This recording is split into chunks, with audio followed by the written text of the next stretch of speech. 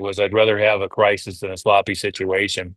And a lot of times, what I find is those things that were very traumatic and stressful in the moment are things that you let linger for 3 or 4 or 5 or 6 months and should have dealt with earlier.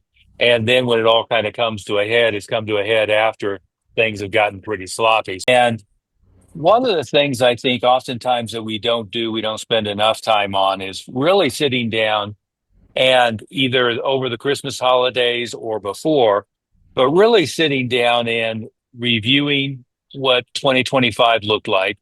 And I'm not talking about just stats, how you were feeling about it, what crises you had, what opportunities maybe went unfulfilled.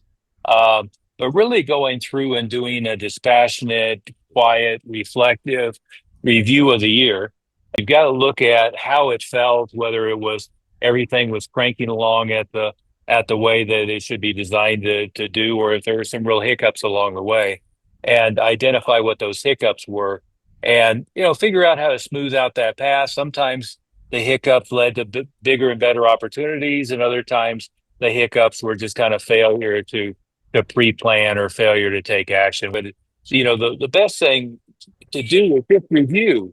Go back and think through January, February, March, April, but go back and review your year and figure out what things were hiccups, what things went well, where you have unmet opportunities that can be dealt with, where you have struggles that don't necessarily need to be struggles. But that's one thing I think it's very important to do between now and the first of the year. The second thing is, after doing that, really sit down and put some aggressive goals together.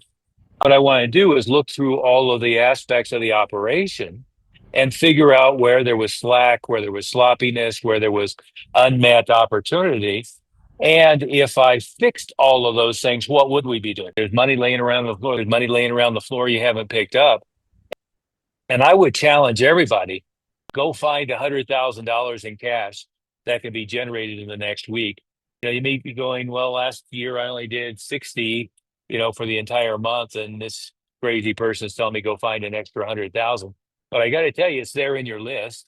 So that's the second thing is take time over the holidays to review it both, not just logically, not just analytically, but emotionally. What were the ebbs and flows of the year?